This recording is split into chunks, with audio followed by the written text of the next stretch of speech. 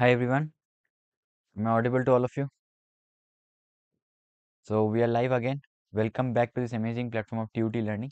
And today, as of the lecture, we are basically going to cover integrals. And in today's session, we're going to cover especially the integrals by parts, right?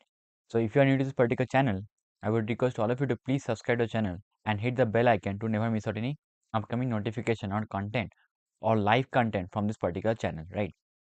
And if you are haven't started watching the integral sessions yet, please watch the integral sessions that is basically in the live tab of this particular channel. So if you go to the channel and find out in the live tab, you will find out the whatever lectures I have covered, especially on integrals. Okay.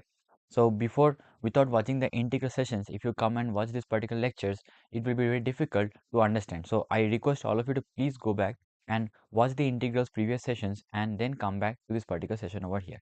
So with this note, let's get started. Okay, so before I start, another important announcement for all of you is that we are basically starting our live classes. Okay, so this particular live classes is gonna be very soon. Okay, and we have already started our online class batches, and the batches are basically a one-to-one batches or small batches. And if you want to get yourself enrolled, please make sure that you give a call on this particular number that is mentioned over here, right? So please call on this number that is mentioned over here. Okay, so it is 833 982 7528. Okay, so please call us on this number in order to get enrolled in any of these live batches, or you want to get personalized one-to-one mentorship or content, right? So for any of these queries or issue or regarding the schedule of the batches, you can definitely contact us on this number. Okay, so with this, let's get started.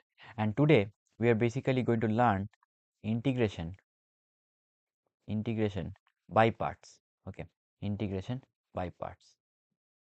So integration by parts is a very important technique that will actually help you to simplify many of the questions where you see that there are multiplication of two different functions of x. Okay, so if I talk about integration by parts, so therefore theorem goes like this.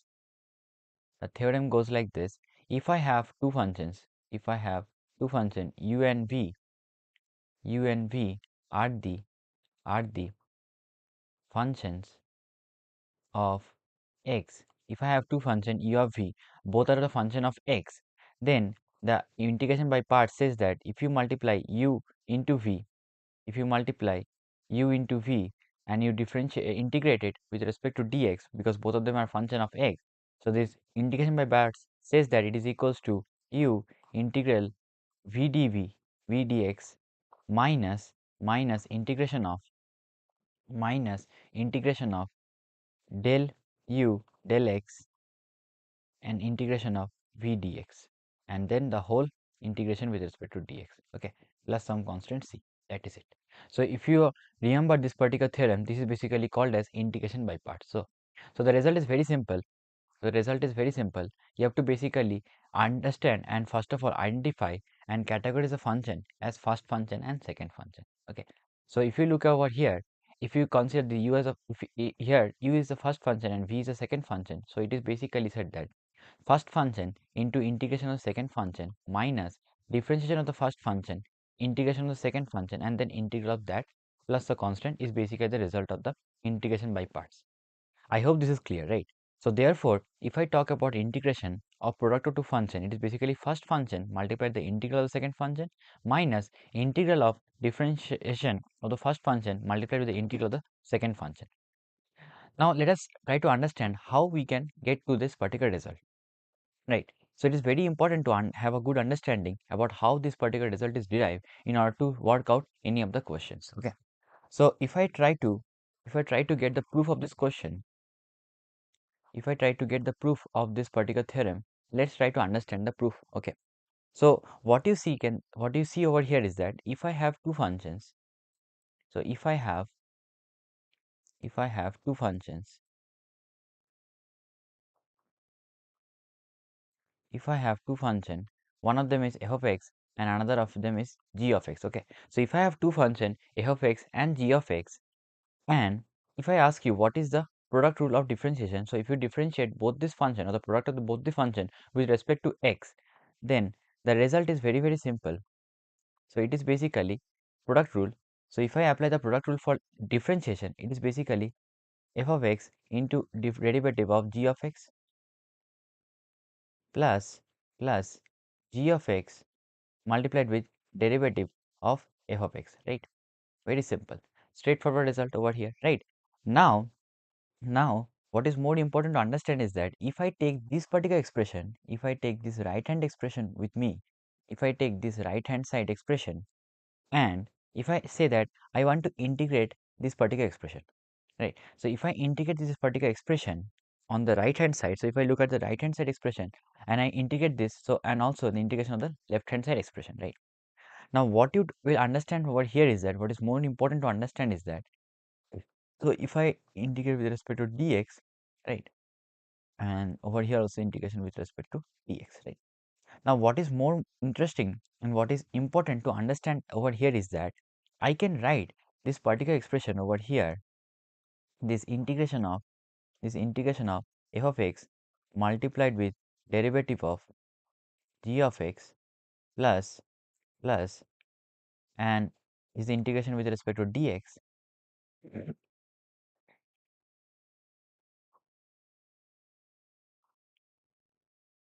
plus integration of g of x derivative of f of x, and this is with respect to dx, right? And this can be written as, now this is integral of derivative, so it is the reverse process. So basically if we go deep into it, so we can write this as integral of, so over here we can write this as integral of f of x into g of x, right, dx, right? So basically what you want to understand over here is that, so if I try to represent this equation by in form of some other functions, let us say I assume f of x as u and derivative of g of x as v. So if you look at this particular expression over here, it is basically the same expression that is you have seen over here. So therefore integration of f of x into derivative of g of x can be written as u dot v dx, and that can be equated to this particular expression over here, which I can write it as, so one more thing to also observe is that we can write this expression as, so this particular expression g of x can be given by, so from here we can explicitly express this particular expression as this integration of f of x multiplied with g of x dx minus integration of g of x into derivative of f of x dx, right? I hope this is clear. Now if I just put back in terms of u and v, so therefore this is the integration of u dot v dx. So u dot v dx can be given as, now this particular expression is very important to understand, is that f of x multiplied with g of x. So if you look at g of x can be given as, so g of x is nothing but it can be given as integration of v dx, right? So therefore what I will do over here is that I can write the same expression, as, so I will take, now while I am doing this particular expression, so I will take this u outside and it will be u into integration of v dx, minus, now over here derivative of du, so derivative of u into integral of v dx and then dx over here. I hope this expression is clear, and with this we prove the results of integration by parts. I hope this result is clear to all of you, right? I hope this result is clear to all of you. Great. So if this part is clear, let us try to understand how we go around and apply this for the questions. Okay. So this was the very easy proof for all of you, right? I hope so, right? So if you are not able to understand the proof, what is more important to how to apply this and how to keep these results remembered, right? Because ultimately in JEE, if you look about solving questions, it is more important to understand the result than to understand the proof of it. Okay, I know that if you are interested into this particular concept, it's very important to understand the proof of it, right? So I hope the proof is clear, but if it is not clear, then just wait and try to solve some questions, and from the questions it will be much more clear. Okay. So one more remark, while applying the above rule, care has to be taken that the selection of first function and the selection of the second functions are basically done according to conventions, and we basically try to follow one very famous rule, and we basically call that as ILATE rule. Okay. So now the question comes that which particular function should be first function and which particular function should be second function, right? So then we have to follow one of the rule which is called as the ILATE rule. So ILATE's rule stands for, I stands for inverse trigonometric function. Okay, inverse trigonometric function. L stand for logarithmic functions. A stand for algebraic functions. T stands for trigonometric functions, and E stands for exponential function. Right. So exponential functions. So we basically divided and categorized this particular choosing of first function and second function as per the ILATE rule is basically done in order to simplify our integrals over here. Right. So if you don't follow the ILATE rule, you will understand that the question will go on recursively go on increasing and increasing, right? So it won't come to an end. But if you follow this particular rule, that is basically made to simplify the problem so that you can get to the integral as fast as possible. I hope this is clear to all of you, right? So this particular rule is a rule that you're going to decide on how you will choose the order of the integrals in the questions. Okay. So I hope this part is clear to all of you, right? Is this part clear? Right. So this is the basically the rule for deciding the first function, second function. So whatever comes in the front is basically the preference is given to it. Okay. So if the inverse trigonometric function is present in the front, then the preference is given more to the inverse trigonometric function. Okay. I hope this part is clear to all of you, right? So with this, let us try to solve some questions in order to understand the theorem better. Okay. So let me take first important question, and that is a simple integral problem. So it is integration of sine inverse of x dx.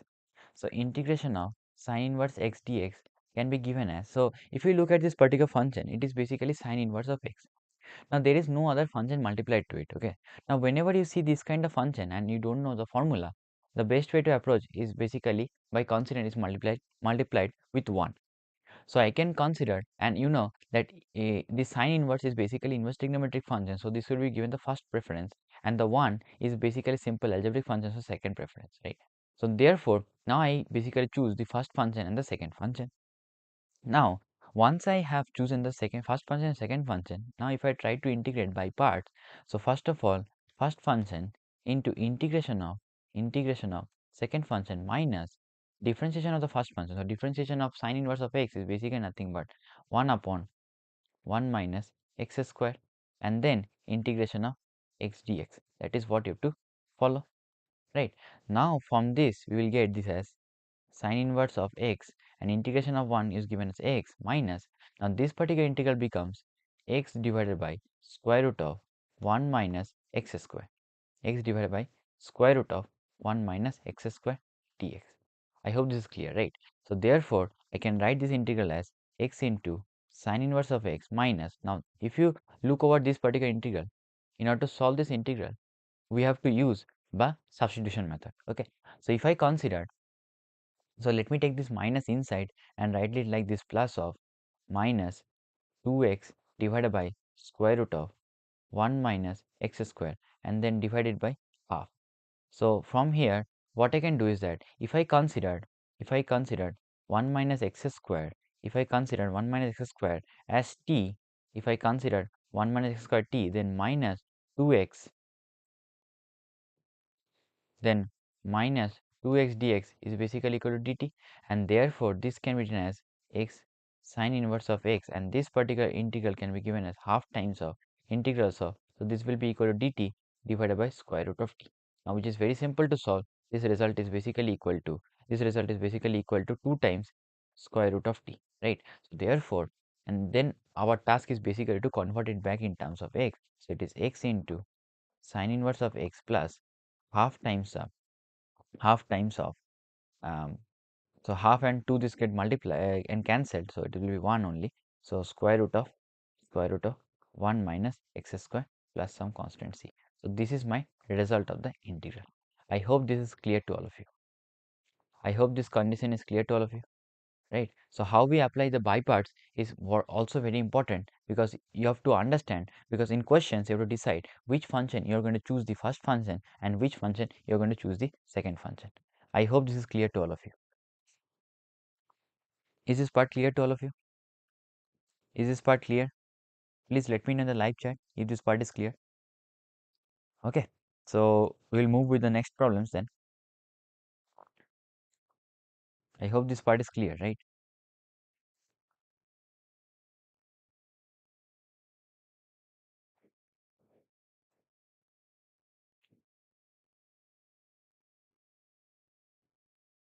Okay, so let's move to the next problem then. Let's solve some more questions to us to understand how we basically go about using the by parts over here, right? So let me take another question to illustrate the by parts. Okay, so let us say integral is given to integrate log of mod of x. Okay, now again, whenever this kinds of function is given whose integrals you don't know, and you cannot see any particular possible way of approaching it, the best way to do is basically take it as 1 into something. So it is basically product of two functions. Now we are basically going to use the by parts to simplify. Now you can see if I follow the ILATE rule, L comes in the second preference. So L, that means log function, will get the first preference over here and will be the first function. Okay, so it will be the first function and the algebraic function will be the second one. So therefore if I use a by part, so first function into integration of second function, so that is going to be log of mod x multiplied with integration of dx minus integration of derivative of log x is basically nothing but 1 upon x, and then multiplied with integration of 1, that is basically x, and dx, right? So if I simplify this, this is going to be equal to log of mod x into x minus, this is going to be x and x is going to cancel out, and this is going to be integration of dx, which is basically x plus c. I hope the result is clear. So simply the integral of log x is basically log of mod x multiplied with x minus x plus c, right? I hope this is clear. I hope this particular part is clear to all of you, right? So there will be lots and lots of different types of questions which we're basically going to solve in this particular session, and in each of the questions we are basically somehow going to apply this particular theorem of by parts. I hope this particular solution is clear to all of you. Please let me know if this part is clear or not. A, B, C, D, F. Yes, sir. Good. Okay, great. So let's move to solve some interesting problems. Okay. So one of the very interesting problem that I basically want to give all of you to practice is basically, let's say I am asking you integration of sine inverse of square root of x minus cos inverse of square root of x whole divided by sine inverse of square root of x plus cos inverse of square root of x and dx. Okay, let's say I am being basically given to integrate this kind of function. So how we will go about integrating this kind of function? Let's try to understand in this problem, right? So if you look, this is an inverse function, and basically if you remember from inverse trigonometric theorem and inverse trigonometric properties. So if you remember that sine inverse of theta plus cos inverse of theta is basically equal to pi by 2 for principal range, right? So for principal domain, this particular sine inverse of theta and cos inverse of theta is equal to pi by 2. So therefore, if you look at the denominator, it is simply going to, because it is mentioned in the problem that the x is basically in the principal interval, right? So therefore, this denominator is going to be simply equal to pi by 2. Therefore, if I try to solve this particular integral over here, I can solve it as integration of, now integration of, and the denominator it will be just pi by 2. Now one more adjustment what I can do is that I can write cos inverse of root x as pi by 2 minus sine inverse of root x. So therefore, this will become sine inverse of root x minus pi by 2 minus sine inverse of root x over here, right? And then we have dx. Now what I can do to simplify is that I can write the same expression as, so 2 by pi will come out as constant outside, and it is integration of sine inverse of square root of x. Now that will be 2 times minus pi by 2 and then we have dx, right? Now in order to simplify this question, what I'm going to do, I'm going to simply do one simple substitution. So let us assume if I take x as sine square theta, then your dx will become equal to 2 times of sine x into cos x, right? And then dx, this is going to be sine theta, cos theta, and d theta, right? So which I can also do as, so dx is basically going to become equal to sine of 2 theta d theta, right? So if I use a substitution over here, this particular integral can be written as 2 it will be just um, 4 upon pi integration of sine inverse of square root of x dx, and then this will be basically 1, so it will be just minus of x plus c, some constant, right? Now what I'm doing over here is that I'm just basically trying to do this simplification, and if I do it, it will be basically 4 upon pi. Now integration of, now in place of sine inverse, so I will put it over here as sine inverse of square root of sine square theta is basically going to be sine theta, and into sine of 2 theta d theta, right? I hope this is clear to all of you. Now if you look at this particular expression, if you can see that this sine inverse of sine theta is basically equal to, in the principal range, it is basically equal to theta. So over here you can see that there are two functions which are multiplied together, and therefore I will be applying the by parts over here. So if I then use the integration by parts, okay, so integration by parts, so therefore this will be equal to 4 by 5 4 by pi, and then if I use the integration by parts, so it will be going to be equal to, so minus of theta into cos of 2 theta by 2, because integration of sine 2 theta is basically cos of 2 theta, and with a minus sign, plus, because integration of half times uh, cos of 2 theta d theta, half times cos of 2 theta d theta. So minus and minus becomes plus over here, right? So I hope this particular part is clear. Now my next step is basically to simplify this and then return it back to the x form, right? So this is going to be 4 by pi. So this is going to be 4 by pi and minus of theta by 2 cos of 2 theta plus half times of sine of, sorry, 1/4, half, and where 1 by 2 again going to come out. So it is going to 1/4 time of sine of 2 theta plus so sine of 2 theta, and then put a bracket over here, and then minus of x plus c, With this we'll get the result finally as, now I have to put it back in terms of x. So what I assumed is that sine square theta was equals to x, so therefore cos of 2 theta can be written as 1 minus 2 times of sine square theta, 1 minus 2 times of sine square theta. So if I do this simplification, it is going to be equal to, 4 upon pi, and this will simplified and found or written as 1 by 2 times of sine inverse of square root of x multiplied with 1 minus 2x plus half times of square root of x into square root of 1 minus x, and then we'll have minus x plus some constant. I hope this result is clear to all of you, right? So therefore, and if you further simplify this particular result, this can be also given as 2 upon pi square root of x minus x square minus 1 minus 2x times of sine inverse of square root of x minus x minus x plus c. Okay, so I hope this is clear to all of you. Right? So if this particular part is clear, let me know in the live chat. Please let me know in the live chat if this part is clear or not, because this is a very important concept, and this is a very simple problem also, right?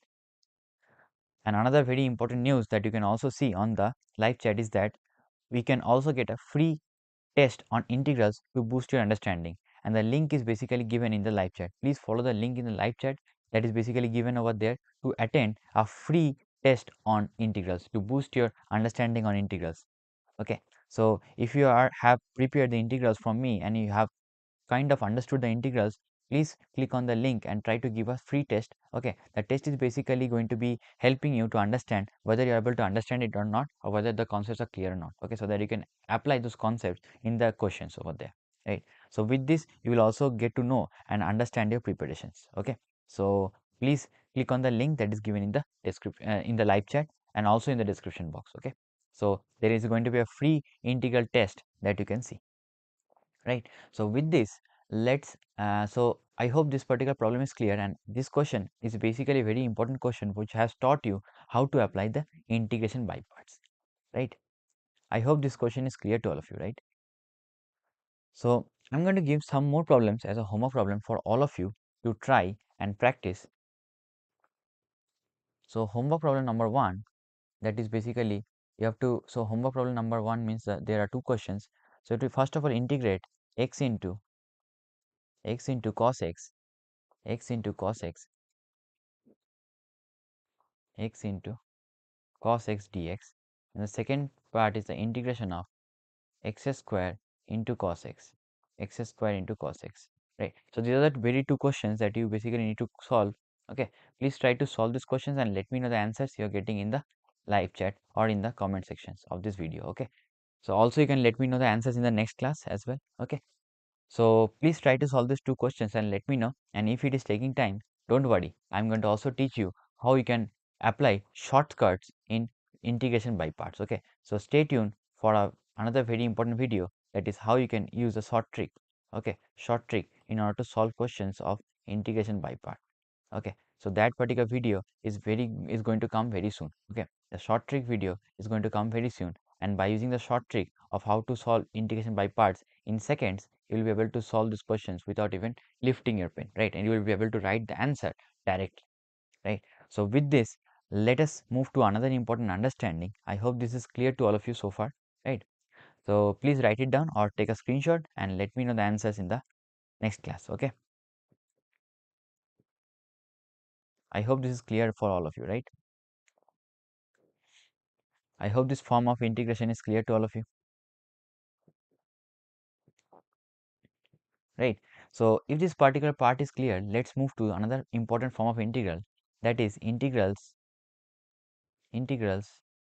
of form from multiplied with an exponential function, So if you have integration of from e to the power x multiplied with f of x plus plus f dash of x, means derivative of x with respect to dx. So if you see these kinds of integral, how we will solve it, let's try to understand. So if you see whenever these kinds of integral, the result is very simple. The result is equals to e to the power x into f of x plus some constant c. I hope this is clear, right?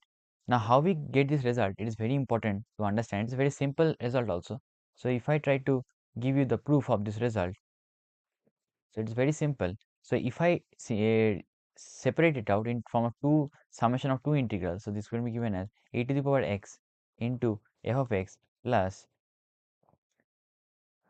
uh, dx plus integration of e to the power x into f dash of x into dx, right? Now therefore we can simplify and write this expression as, so if I use the by parts in the first function, since it's an exponential function, it will be the second function and this is the first function.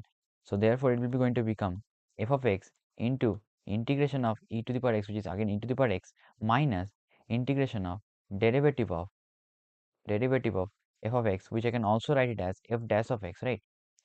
So this is going to be integration of f dash of x into integral of e to the power x, which is again e to the power x and dx, plus this part, that is basically integration of e to the power x multiplied with f dash of x. Now the interesting part you can see over here is this plus and minus get cancelled.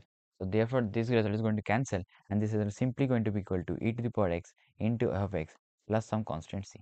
I hope this result is clear to all of you. I hope this result is clear to all of you. So whenever you see these kinds of integral, that is e to the power x multiplied with a function plus derivative of the same function, then just simply write the answer as e to the power x multiplied with f of x plus some constant. I hope this is clear, right? I hope this is clear. Also, one more important remark. Okay, please write it as a note that if I change, so instead of e to the power x, if I change it with e to the power kx or some constant or some constant, but the remaining thing remains the same. So you have to ensure that f of kx is present plus f dash of kx is also present. Okay, so then this result is again going to be same, e to the power kx multiplied with function of kx plus c, where k is any general constant. So if the above theorem is true, we have also this particular theorem is also true if we have e to the power kx in terms of just e to the power x. Okay, so I hope this particular result is simplified and clear to all of you, right? So whenever you see these kinds of integrals of the form e to the power x multiplied with f of something, then the result is very simple and you can easily derive this expression over here. I hope this is clear for all of you. I hope this is clear to all of you. Please let me know in the live chat if this part is clear or not. Right.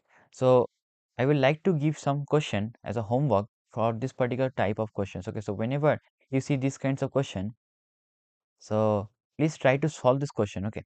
So please try to solve one question based on this particular theorem that I tried to explain over here, and then we move to the next understanding of the general concept. So whenever you have any general function, not necessarily that will be the derivative of that function which is added to it, right? So if you see these kinds of questions, then those are general concept, but I will take that up in the next class. Okay. So please make sure that you attend the next class.